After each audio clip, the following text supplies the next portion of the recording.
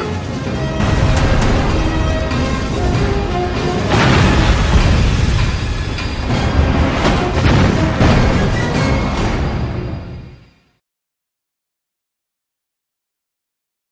What are we going to call this guy?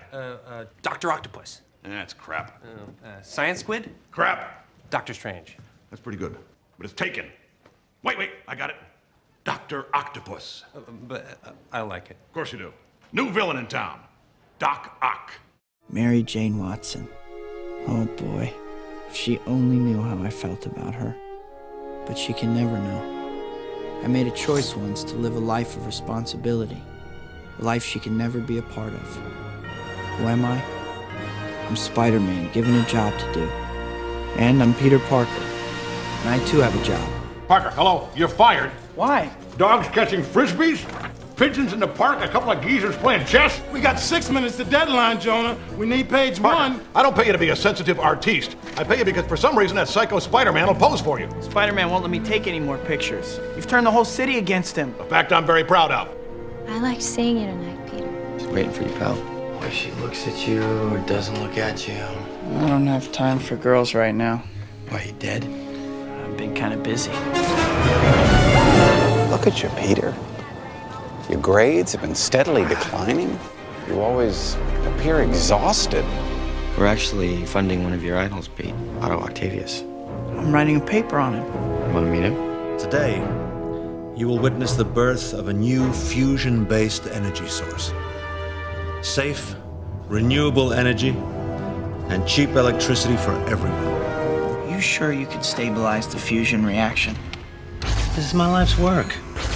I certainly know the consequences of the slightest miscalculation. Fasten your seatbelts.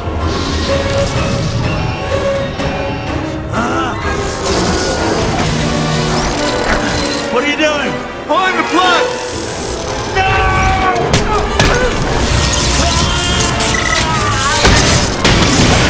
Crazy scientist turns himself into some kind of a monster. 4 mechanical arms welded right onto his body. Guy named Otto Octavius winds up with 8 limbs. I want us to be friends, Harry. I want us to trust each other. And be honest with me. If you knew who he was, would you tell me? We could rebuild. Enlarge the containment field. Make it bigger and stronger than ever. The power of the sun in the palm of my hand. Nothing will stand in our way. Kill Spider-Man. I'll give you all the tritium you need. On second thought, bring him to me. Alive. How do I find him? Peter Parker.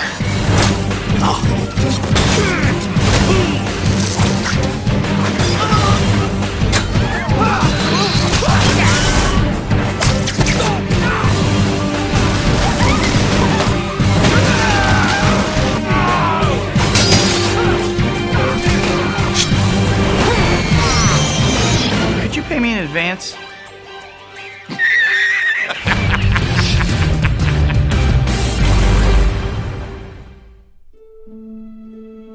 The 30th of June 2004, Spider-Man swung back onto the big screen in Spider-Man 2 in the USA and made its way to the UK on the 16th of July. Director Sam Raimi returns to direct this $200 million budgeted feature, which went on to gross over $780 million worldwide, making it the 3rd most successful film that year behind Shrek 2 and Harry Potter and the Prisoner of Azkaban, but also didn't manage to top the first Spider-Man film at the box office. The film received rave reviews at the time from critics and fans alike, with Roger Ebert saying it was the best superhero film to date since Superman the movie. When it came time for the Oscars, it was nominated for 3 Academy Awards, winning 1 for visual effects. The Spider-Man series had now become the most popular superhero franchise on the big screen to date, and the web-slinger gained an even bigger fan base worldwide, with people young and old. With all big franchise pictures came a slew of merchandise with fast food and drink tie-ins, with the likes of Burger King and Dr. Pepper. The best thing to come out of all the spin-off media associated with the film was the video game, which will be discussed later. After finishing up the first Spider-Man film, Sam Raimi started work straight away on the sequel with the intention to use Dr. Octavius, who was originally intended for the first picture as the next main villain, with appearances from the Lizard and Black Cat. The Black Cat was going to come between Peter and MJ. Sony hired the writers and producers of the then hit TV show Smallville to pen the first draft with its working title The Amazing Spider-Man, but the studio and Sam Raimi weren't satisfied with the results, as the script started to make radical changes as Dr. Octavius became infatuated with Mary Jane. His mechanical limbs use endorphins to counteract the pain of them being attached to his body, which he becomes addicted to. Producer Avi Arad rejected the love triangle between MJ and Dr. Octavius, and the storyline of Harry Osborn putting a price on Spider-Man's head he found unsuitable. Writer Michael Shamon came on board to do further rewrites, and about a third of his work would eventually end up in the movie. David Koepp, who had written the screenplay for the first film, provided uncredited rewrites to the now mounting drafts. Raimi shifted through the previous scripts, picking what he liked with veteran screenwriter Alvin Sargent. He felt that thematically the film had to explore Peter's conflict with his personal wants against his responsibility. What does it mean to be a superhero, for example, touching upon Peter's lonely existence? Raimi took inspiration from Superman 2, as Kal-El chose to become a normal human being, wanting to be with Lois, and borrowing elements from the Amazing Spider-Man issue number 50, titled Spider-Man No More.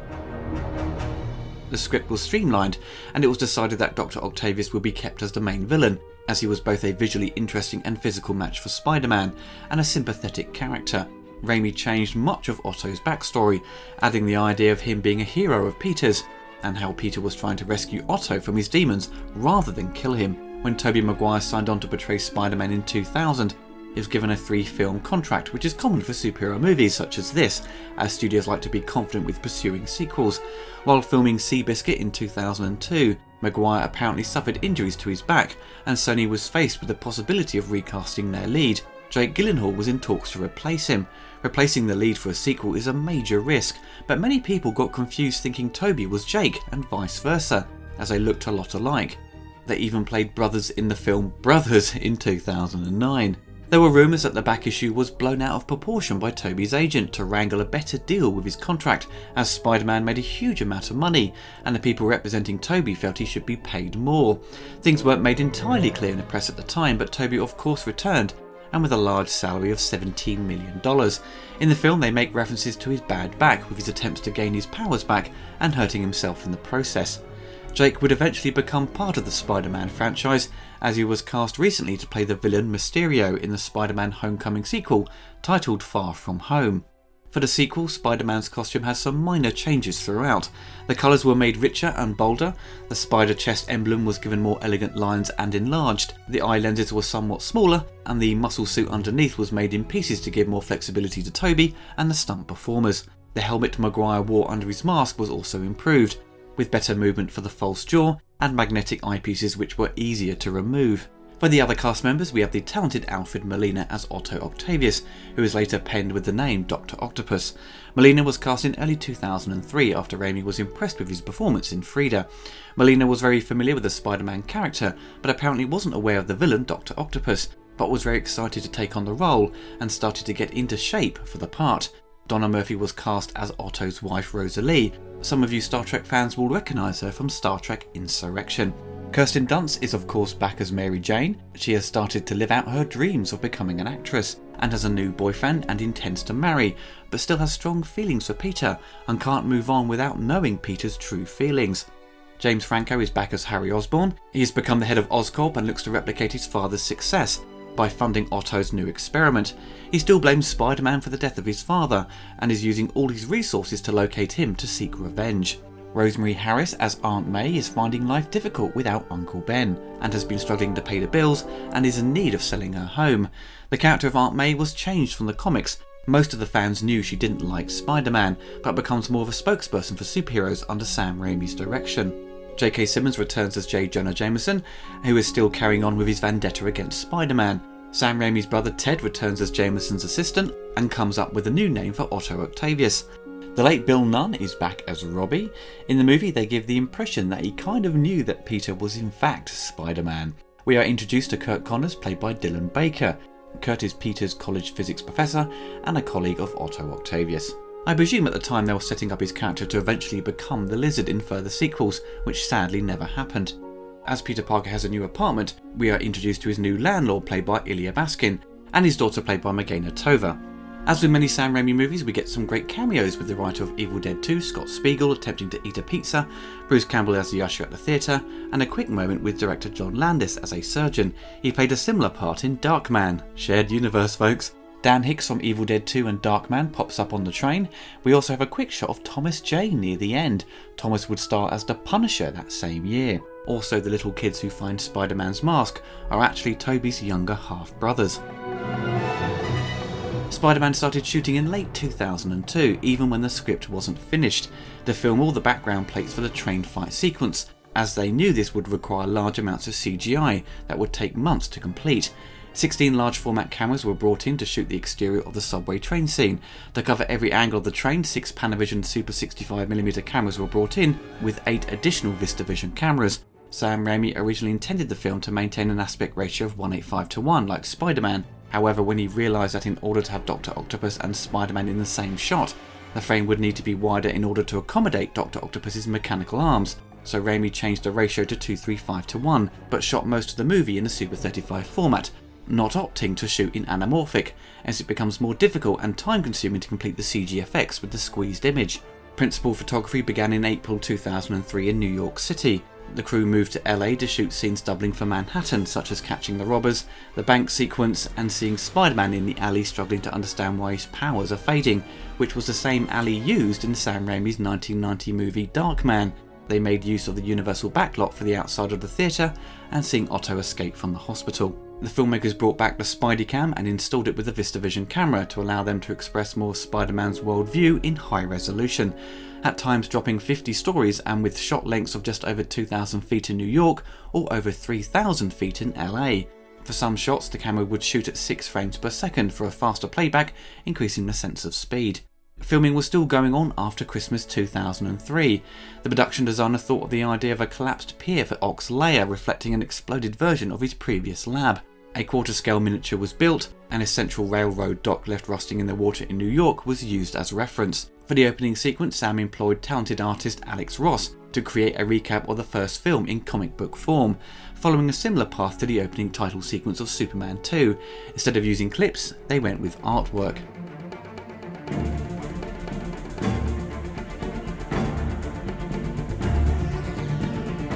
The film opens with Peter struggling to juggle his normal life and his alter ego as Spider-Man. Saving people's lives on a daily basis is now affecting his job. He loses his position as a pizza delivery driver, and Jameson is only after photos of Spider-Man to further discredit the web-slinger. But Peter needs the money to pay his rent, and reluctantly sells Jameson a new photo of Spidey. Peter forgets it's his birthday as he visits Aunt May to find Mary Jane and Harry waiting to surprise him. Peter is very much in love with Mary Jane, but can't take the next step. MJ still has strong feelings for him, but is getting frustrated with Peter in his struggles to be honest with her. Harry is now head of Oscorp and introduces Peter to Otto Octavius, who is developing a fusion-based energy source. Octavius wears a harness of powerful robotic tentacle arms with artificial intelligence. During a public demonstration, a power spike causes the fusion reactor to destabilize. Octavius refuses to shut down the reactor, which goes critical, killing his wife and burning the inhibitor chip, blocking the arms from his nervous system. Spider-Man comes to the rescue and shuts the experiment down, destroying it in the process. Doctors prepare to surgically remove Octavius' harness. However, without the inhibitor chip, the arms have a mind of their own and attack. Upon regaining consciousness, Octavius escapes and takes refuge at a harbour. Becoming increasingly influenced by the arm's AI, he is encouraged to rebuild the reactor to continue his work, but he requires the capital to do so. Mary Jane becomes engaged to astronaut John Jameson, the son of Bugle publisher J. Jonah Jameson. Peter suffers an emotional breakdown over his inability to balance his life, resulting in him losing his powers. He abandons his Spider-Man identity and returns to his normal life, and attempts to reconcile with MJ. With no Spider-Man around, crime levels in the city begin to increase rapidly, and Dr. Octavius has nearly completed his new reactor, and needs one more key ingredient to make it work, and pays a trip to Harry Osborn, who will only help if he brings in Spider-Man so he can unmask the wall crawler and kill him. An extended cut of the film entitled Spider-Man 2.1 was released on DVD and Blu-ray in 2007, around 4 weeks before the release of Spider-Man 3. The cut included 8 minutes of new footage, with new special features not included in the original release. The additional footage doesn't radically change the film or improve upon it. The new scenes mostly include moments of comedy, There is an extended moment of Peter celebrating his birthday, Peter being introduced to Otto's wife, Spider-Man changing back into his normal outfit as he drives to the theatre and arrives too late for a slightly longer moment with Bruce Campbell. Spider-Man has a longer chat with the guy in the elevator. We see Peter figuring out that Otto's calculations were incorrect, a few extra fight scenes with Dr. Octopus. We also see MJ shopping with a friend and discussing her proposal to her fiancé. I suppose the one scene that grabbed people's attention was seeing Jameson wearing Spider-Man's outfit and jumping around his office. I remember there being a lot of adverts for this new release. It's only 8 minutes longer, it's not some super duper extended cut or say director's cut. It now comes included with the film and isn't sold as a separate release, so it's a welcome addition, but these scenes were clearly cut for pacing issues and didn't further add to the story, and would have probably just wound up being included as a deleted scene on the disc. The Oscar-winning visual effects for the sequel were again handled by Sony Imageworks with additional help from Edge Effects under the supervision of Academy Award winner John Dykstra. The effects took a major step up over the previous film. Seeing Spider-Man in computer-generated form looked far more believable this time round, and the transitions from live-action footage to CG elements was far more effective. Everything just looked more polished, and being in the CinemaScope format, it just made New York look huge, and all the action sequences look epic in scale. Sam Raimi tried to push as much of the action within camera as possible, so we have Spider-Man on wires to jump out or swing into frame, and having the CG artists rotoscope out the wires and harness.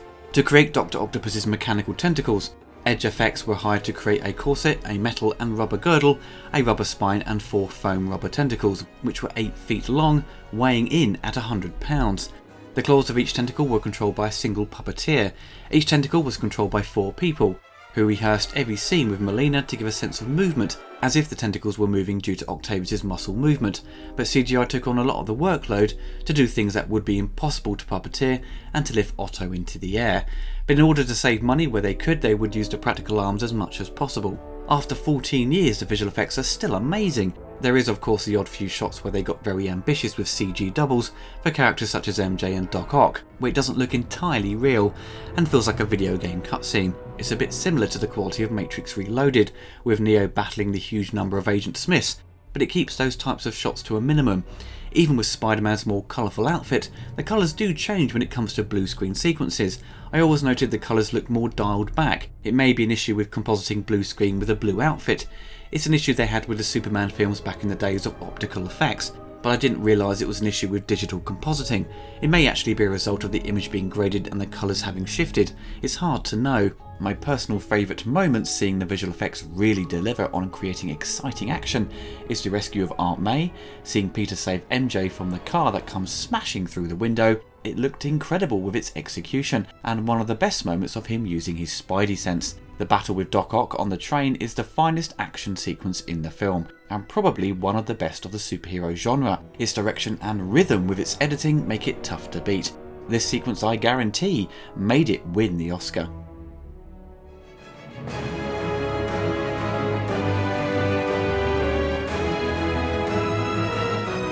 Danny Elfman returned to compose the score to Spider-Man 2, with additional cues provided by composers Christopher Young and John Debney. Danny had worked with Sam Raimi a number of times before with the likes of Darkman and Army of Darkness, but working on Spider-Man 2 strained their working relationship. Danny said in interviews after the film's release that he felt it was a miserable experience, resulting in him not returning for Spider-Man 3. During the editing process of the film, Sam had tempted the film with a lot of music by Christopher Young, mainly tracks from the film Hellraiser. Sam was pushing Danny to replicate Young's style for certain scenes, which Danny tried in his own way, but refused to just copy the music from Hellraiser. Then he felt Sam got so attached to the temp music that he couldn't even adapt his own material during the scoring process. Danny got so frustrated that he said go hire Christopher Young, which they did, but he even struggled to get what Sam wanted, so they just ended up licensing the cue from Hellraiser.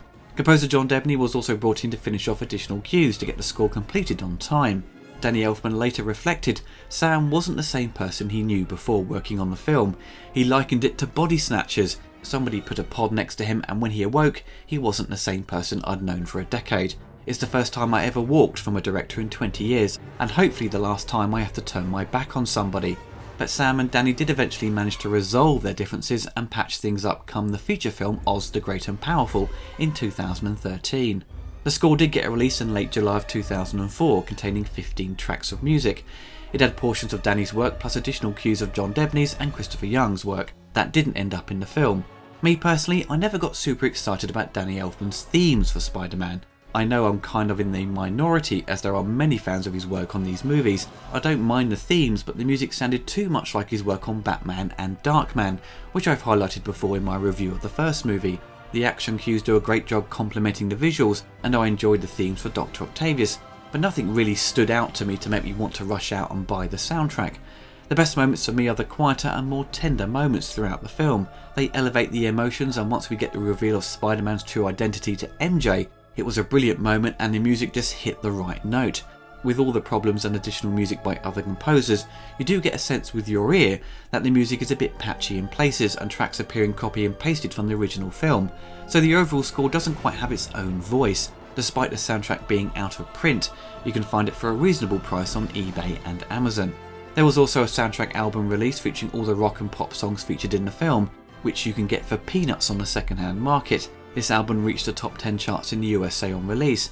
In some countries, one or two of the tracks on the CD were changed, but none featured the best song in the film, and that was Michael Bublé's cover of the classic 60s cartoon theme. Kept with that jazzy style and Michael's voice just make it a perfect modernised rendition. Reward, look out!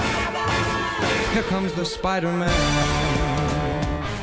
When it came to video games, of course there was one based on the movie. Spider-Man has had his fair share of decent video games over the years. There of course has been some stinkers, but like Batman he managed to have some fun titles since the days of the 16-bit consoles. The game follows the plot of the film but has side missions featuring other villains from Spidey's universe such as Rhino, Black Cat, Shocker and Mysterio. This version was developed by Treyarch and published by Activision for the Xbox, PS2 and GameCube in time for the film's release. There were also versions for the GBA, Nintendo DS, Sony's PSP and Nokia's failed N-Gage.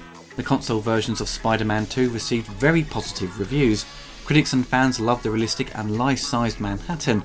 You had this sandbox gameplay giving you the option to do what you wanted. You can stick to the main story or go off for complete side missions. It's what the later Batman Arkham games would take inspiration from. Most gamers, including myself, would spend most of our time just swinging through the city. It was the most effective attempt at letting the gamers play as the web slinger to date. The game featured the voice talents of Tobey Maguire, Kirsten Dunst, Alfred Molina, who helped with the cutscenes, but the best part is Bruce Campbell, providing his voice for the in-game guides, and throws in his usual charm and wit to give the game some humour. For the time, the game featured very impressive cutscenes, and the main gameplay had a strong frame rate and was well animated. The character models looked a bit rubbish and were criticised at the time, but having this large open world without performance issues was impressive. Critics did complain at the time the game was too easy and the missions were a bit repetitive, but in all it sold very well and was ranked the best Spider-Man game ever made, but recently the new one for the PS4 has taken that title. The game was also ported to the PC and Mac, which felt like a dumbed down version for a younger audience and featured less challenging gameplay. Many PC gamers felt the console ports could have easily been ported over. The console version of this game is still fun to this day, and due to its popularity, you can get the title very cheap. If you want the best port of the game, it's recommended to grab it on the old chunky Xbox. This film came out when I started working as a projectionist. The hype for this movie was off the chart. It was all people could talk about at work and online during the days of me using forums to chat about movies. Everyone was desperate to watch it after seeing the trailers, and the strength of the first movie created this huge demand for it. Once I got a chance to preview it, I was blown away by how good it was. It's rare for sequels to top the first movie and exceed it on all levels. Spider-Man 2 makes massive improvements to its visual style, jumping from the Academy flat ratio to 2351 CinemaScope, which made a huge difference, especially when it came to the action and seeing Spider-Man swing through the city. Having cameraman Bill Pope jump on to do the lighting gave the movie a solid comic book visual style. The colours just pop, and under his direction he removed that muddy orange style of the first film. It was clear the crew took everything they learned on the first production and improved upon it, taking what worked and what didn't. Seeing Spider-Man in CGI form didn't particularly look that real with his first outing. With the increased budget and knowledge in place for Spider-Man 2, it's far more seamless seeing him jump from live action to a computer generated double. As mentioned in my previous review of the first Spider-Man film, the Sam Raimi trilogy has close ties to the Christopher Reeve Superman series of the 70s and 80s, with its familiar plot beats. As the film tackles Peter's struggles with balancing his superhero duties and daily life, he begins to lose his powers and makes the choice for a normal life to be with MJ. In the case of Superman 2, Kal-El is only human for a short while, to then get his ass handed to him, and he realises he made a huge error when he finds out Zod and company have invaded Earth. We sadly don't get to experience Clark for long as a human, but also his actions are seen as selfish. For Peter, we the audience don't get the impression that his decision is a selfish one. We understand his plight and the difficulty at his age to do both things. He is far more vulnerable and emotional compared to Superman. Peter Parker has always been a more relatable character, most certainly in the comics. That's why kids and teenagers have a huge connection to him, as they feel they can relate in some way to his problems, and the movie perfectly captures that tension and drama in his life, and thanks to Aunt May he gets the encouragement he sorely needed to do what is right. Peter has been battling his own demons and can't speak to anyone for help. Sure, he speaks to Uncle Ben to say he no longer wishes to be Spider-Man in a dream sequence, but he needed a sense of clarity, and that comes in the form of Aunt May, who really is the voice of reason for him. Out of the Spider-Man trilogy, this one is definitely the best when it comes to comedy. Every scene with Jameson is pure gold. Seeing JK and Ted Raimi bounce off each other with the snappy and quick-witted dialogue makes me want more scenes in the Daily Bugle. Come the third entry, it's clear the filmmakers knew audiences loved these moments and pushed the comedy more, but ultimately it felt a little forced. Peter's new landlord is one of my favourite supporting characters, and not a slob, and spends most of his time pestering Peter for his rent money. Even with the great moments of comedy, the movie is excellently balanced with serious and tender moments. The scenes between Aunt May and Peter are very moving and bring the film down to a real reality. It's a rare moment to see in a big blockbuster superhero film. When May wants to give Peter some money for his birthday, but he knows she needs it just as much as he does, she gets very emotional, demanding he take it. It always makes me well up every time I see it. It's superbly acted. The love story between Peter and MJ is always in the background, as they both struggle to really get their feelings across. Peter especially, as he keeps holding back and giving MJ mixed messages and carelessly messes her around. MJ is juggling two men in her life, and Peter is the one she really wants, but he can't show any commitment. She finally breaks and speaks her mind, but Peter doesn't respond well, and she makes the ultimate choice to get engaged, which leads to Peter becoming depressed and losing his powers. With the big reveal that MJ finds out that Peter is in fact Spider-Man, I still remember that feeling when it happened. It was such a powerful and emotional moment. Once he pulled his mask off to reason with Otto, you knew MJ would eventually see him. Harry at this point had been shocked to find out, but we knew MJ deep down knew that Peter was really Spider-Man down to that kiss, and had been forever knowing that Peter was hiding something. Once she makes the decision to be with Peter, it was a great relief that they finally got together and that she knew the full story and got to say that classic MJ line, "Go get 'em, Tiger." Casting Alfred Molina was an inspired piece of casting. He plays the part so well it makes it one of the most memorable comic book performances of a villain in years, and still to this day one of the best of the Marvel universe. Villains in a classical sense are broken people who were good at one point but turn to a negative way of thinking due to a loss of a loved one or how they have been wronged in life, which leads them on a dark path, or in some cases they believe their way of thinking is for the best of humanity. They don't know in their mind what they are doing is evil. Dr. Octavius loses his wife and becomes manipulated by his tentacles to continue his experiment, which will lead to the destruction of New York. His intentions are noble, but he is blind to his ambitions, not knowing his calculations are wrong. He is a good man at heart, and as soon as we are introduced to him, he seems the perfect role model and friend to Peter. Seeing Parker with Otto and his wife is a wonderful scene that shows that Peter can be himself and feels comfortable with them. He has made new friends that accept him. This scene was vital to the script to make us care about Otto, and also gave Peter a window to reason with Otto at the end when he confronts him as Spider-Man with his mask off to persuade him to make the right decision. The scene in the hospital as the surgeons try to remove the tentacles from Otto is classic Raimi. I know once Sam was attached as director for the series, fans of his work were overjoyed to see him tackle a popular superhero. He already had his taste of the genre with his own creation in Darkman. In the case of Spider-Man, he dialed back his traditional style to play it safer for mainstream audiences. This may have disappointed some hardcore fans of his work, but thankfully he brings back his classic action and horror style to this sequence.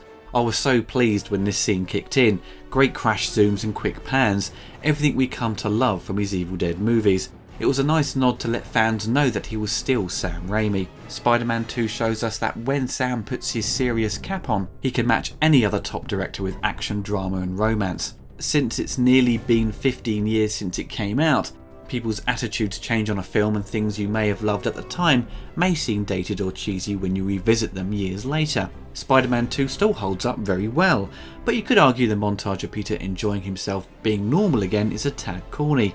Tobey Maguire does pull some of the silliest faces when it comes to the action with his mask off. Plenty of memes have been created with his funny expressions.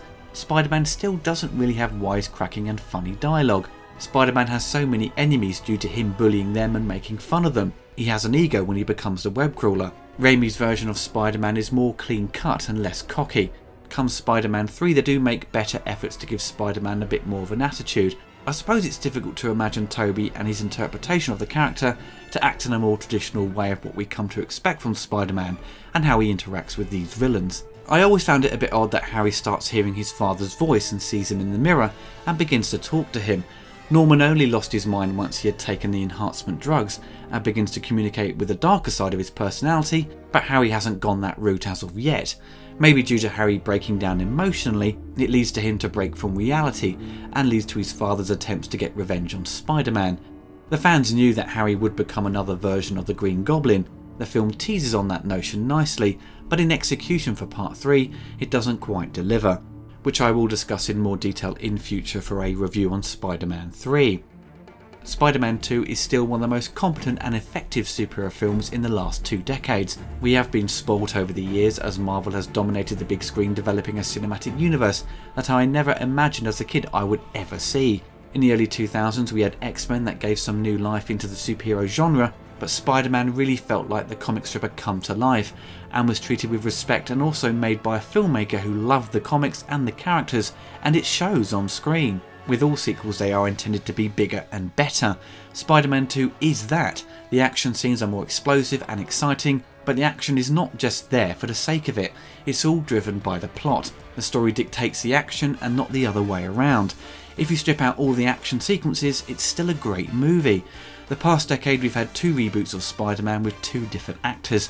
Despite some good casting, the films in my eyes just don't hit the right spot when it comes to delivering a solid Spider-Man movie.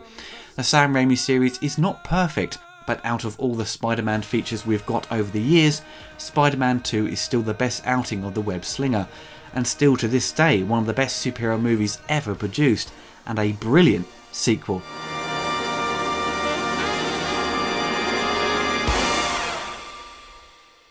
You take Spider-Man's pictures, right? I used to. Where is he? Henry and I agree. We don't see his picture in the paper anymore. He quit. Why?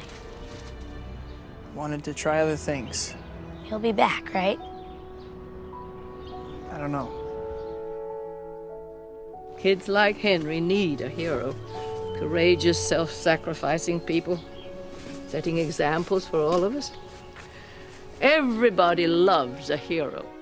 I believe there's a hero in all of us that keeps us honest, gives us strength, makes us noble. Even though sometimes we have to be steady and give up the thing we want the most. Do you love me or not? I don't. Pisses me off your loyalty to Spider-Man and not to your best friend. I find him with my father's body and you defend him because he's your bread and butter. Take it easy. Hey, don't push me. Don't act like you're my friend. You stole MJ from me. You stole my father's love. And then you let him die because he didn't turn in the freak. I want you to find your friend, Spider-Man. Tell him to meet me at the West Side Tower at 3 o'clock. I don't know where he is. Find him. Or I'll peel the flesh off her bones. Where is she? Where is he keeping her? He's got MJ. No, all he wanted was the tritium. Tritium? He's making the machine again. When that happens, she'll die along with half of New York. Now, where is he? Peter, he killed my father. There are bigger things happening here than me and you.